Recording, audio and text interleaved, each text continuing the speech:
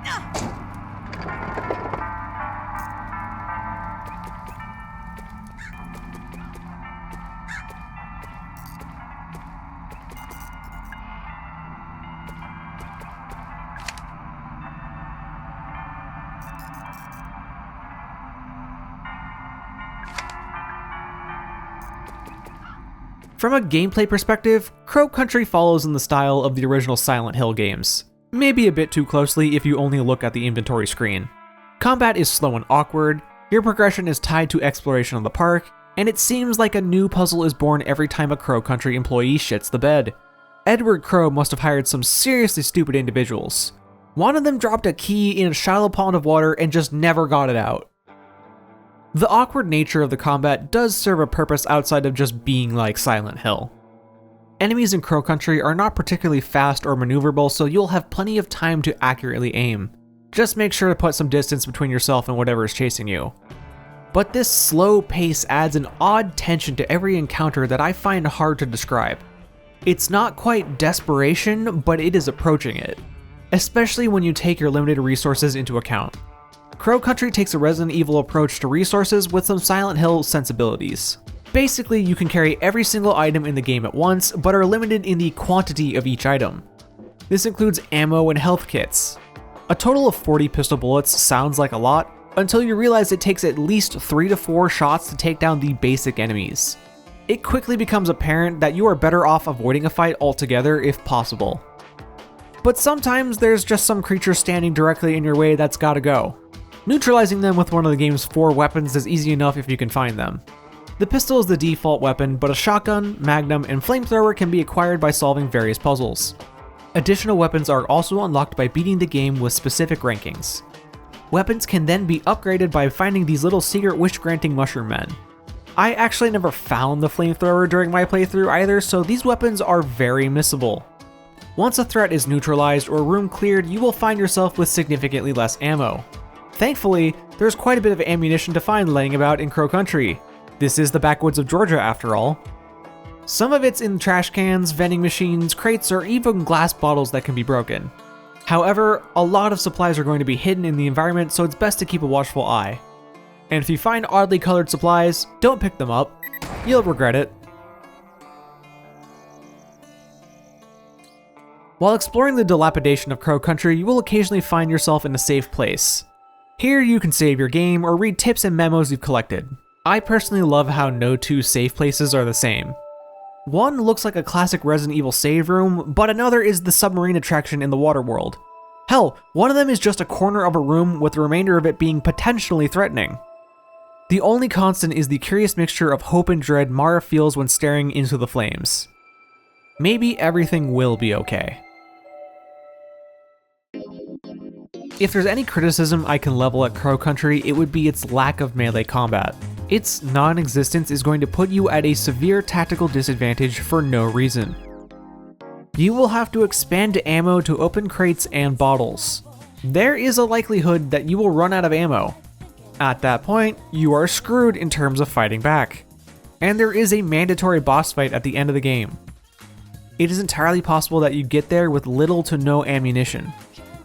Technically, there is a Crow bar, but that is unlocked by beating the game with a B rank or higher, which is actually kind of worse than if it was not there at all.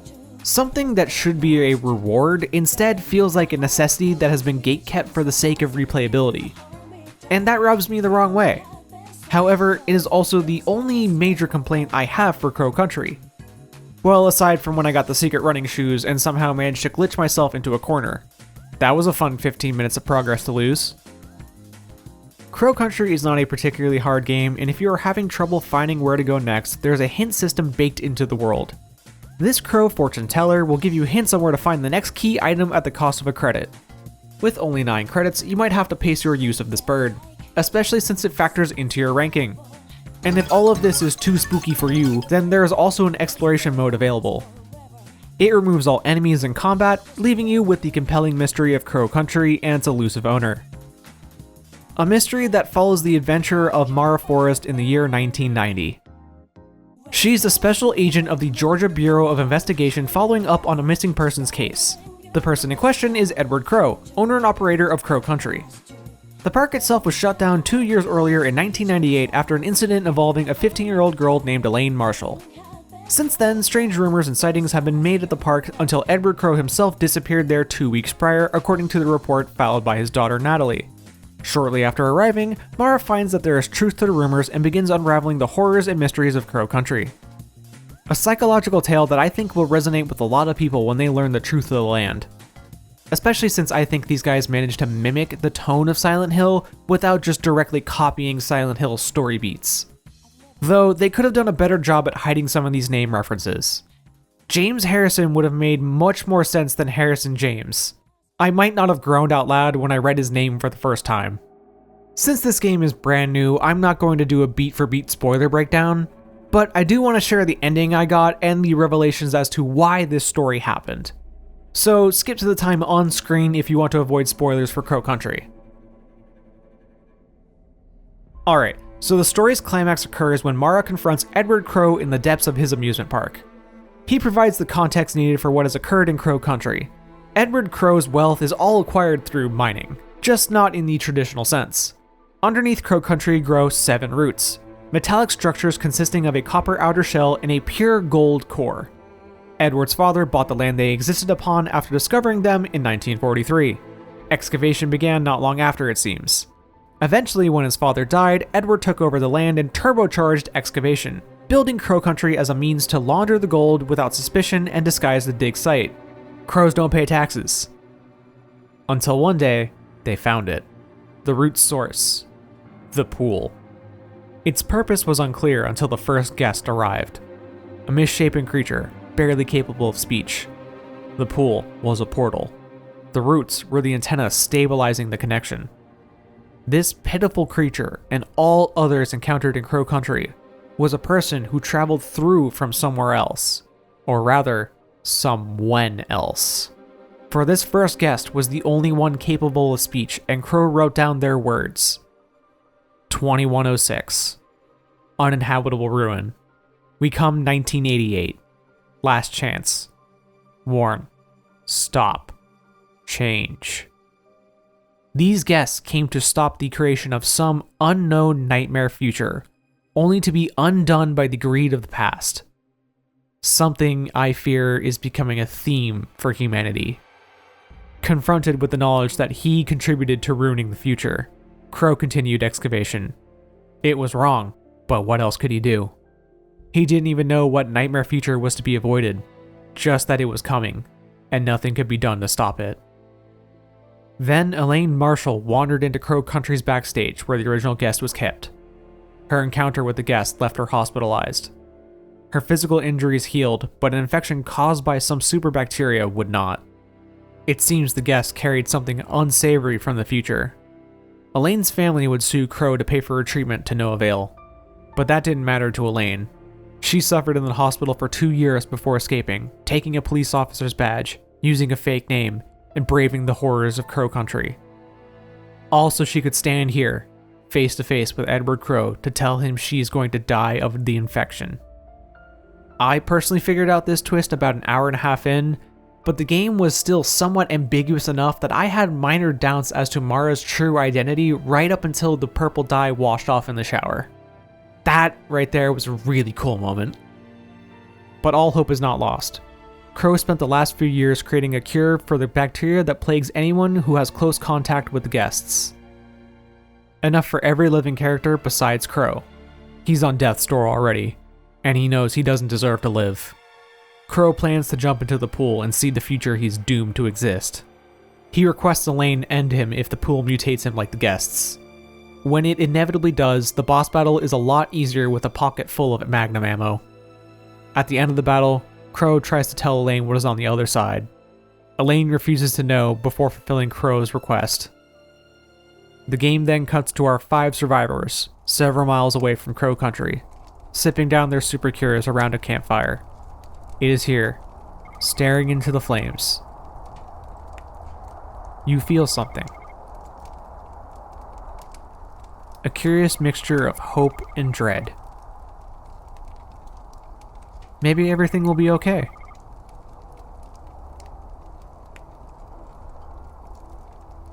And maybe it won't.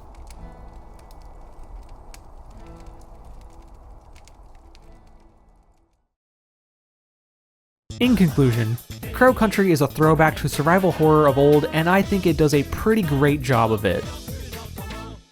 Between the gameplay, presentation, and story, it all comes together to create a haunting experience that isn't so much scary as it is psychologically disturbing. That is going to make me think about your game way more than if I just got spooked a bit. I play Dead Space every year for a reason. All said, Crow Country took me about 5 hours and change to beat on my first playthrough. It doesn't overstay its welcome, and I'd say it has replay value. I started a second playthrough while putting together this video, trying to aim for that S rank this time around. I must find out whatever the hell are crow wings. So if it isn't obvious by now, I enjoyed and recommend Crow Country. Especially if you're a fan of classic survival horror games. You can find Crow Country on PlayStation 5, Steam, and the Xbox Series consoles. Alright, that should do it. That was a first and hopefully not a last for me. Still feels kinda unreal and weird that this is even happening in the first place. Regularly scheduled programming will resume with the promised zombie boat game, releasing soon TM. Thanks for watching. More garbage to come.